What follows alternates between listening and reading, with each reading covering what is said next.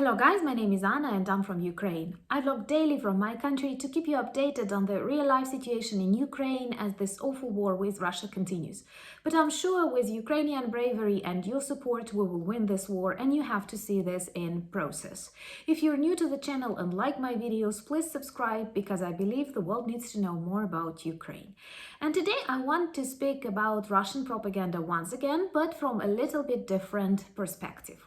Well, first of all, Russia is definitely a country that spends a lot of money on its propaganda machine. It uses lots of techniques that inherited from the Soviet Union. That's why we have launched a separate series of videos, Soviet Myths Debunked, where we talk about this myth that Soviet Union and today's Russia use to poison the world with their vision. Do you hear the plane? Sounds impressive. Hopefully it's ours. I'm sorry guys, I had to interrupt the recording and to check the situation outside. Everything is fine, no explosions, so perhaps this was our plane that flew really close to land, and I was in my earphones. So can you imagine how loud the sound was that it was recorded by this microphone? Okay. Honestly, as a Ukrainian, I'm sure I will react on various plane sounds for a couple of years. I was not a fan of planes before, but can you imagine us now? And the worst case scenario is when you have air raid alarm and you hear a plane flying. That is the scariest moment. So far, all of these situations were normal. These were our planes, but this is a double anxiety when you have air raid and you hear a plane flying. So anyway, this is our new reality and you have just witnessed how it all happens, totally unpredictable. And we are coming back to our topic, Russian propaganda. I know that I have a series of videos on that, but Russia is definitely a country that is quite successful in informational warfare. And many of our allies, including leading NATO countries, agree that Russians are really good at conducting informational wars. And at the beginning of 2014, during the annexation of Crimea, they were able to make the public opinion more or less neutral and to continue their criminal preparation to this war against Ukraine, and people were ready to accept it. Not just because people are bad, but also because Russians are, I cannot believe I'm going to say it, Russians are good at deceiving, manipulating, blackmailing, threatening, and they actively use that in their propaganda. Of course, it's present everywhere, and perhaps they didn't change much things at the times of Soviet Union, when propaganda was like bread for Communist Party and for other authoritarian, totalitarian regimes. You know, they fed by propaganda, and they continue creating various myths and preparing the background for their operations. And of course, for decades, since the start of Putin's regime, they were working on the creation of the image of totally negative pro-Nazi Ukraine. Now we see that real Nazis in Ukraine are Russian soldiers. And they were preparing public opinion inside Russia this way, describing us as, I don't know, aggressive, pro-NATO people, and outside they were describing Ukraine as a periphery of Russia, as a country which wants to come back to Russia. And it all worked pretty well until the war with Ukraine, until the start of the full-scale war, when their own propaganda deceived them greatly. Well, first of all, they believed that blitzkrieg is possible, not only because they are overconfident about ourselves, but because they have a totally irrelevant, unrealistic view on Ukraine.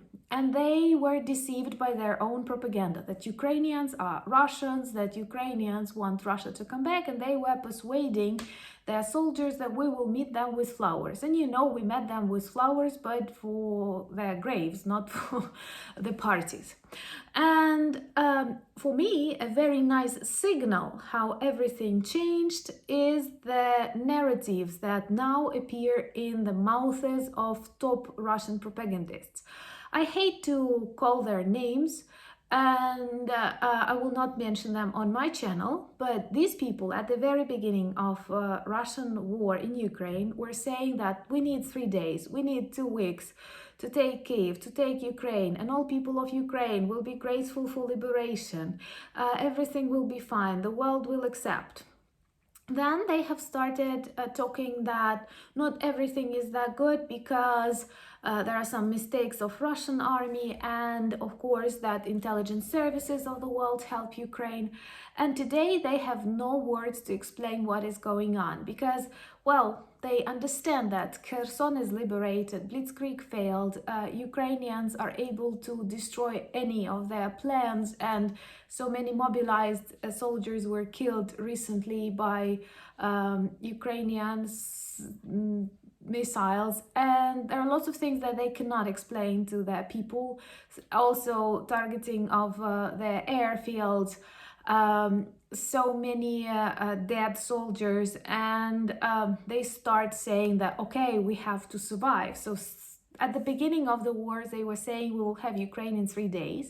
Then they plan to have Ukraine during a longer period of time, that more efforts will be needed, or maybe less territories will be occupied. And now, honestly, I think that they don't know what to do and what to say. And this is a huge signal that Russia is losing this war in all fronts, not only on the battlefield, but also in the sphere of information. And now they either threaten each other that we cannot share information about Russian losses during this war because it is persecuted by Russian war, by Russian law. I'm sorry, a very totalitarian approach.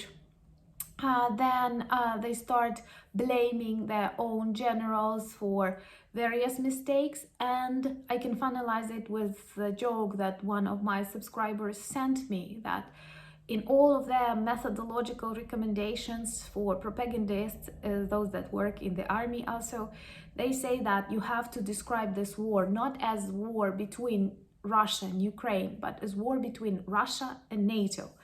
And the joke says, like, during this war of Russia with NATO, 107,000 soldiers died.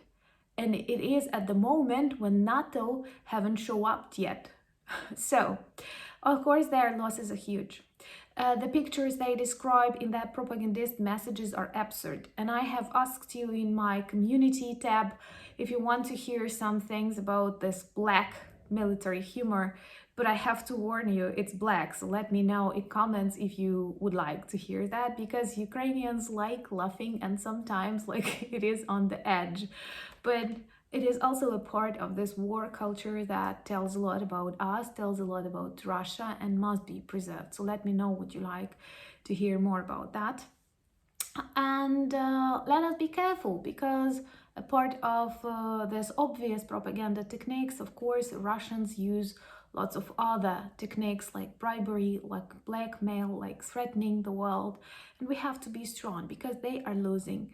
This monster is dying, and we have to wait and to be careful so that when it falls, it does not cover us with its dead body. Thank you for your understanding and your support. Thank you for buying me coffees and becoming my patrons and also for the fact that you pay attention to our projects and you support them and you inspire them. Thank you very much for your continued support of Ukraine. Slava Ukraini!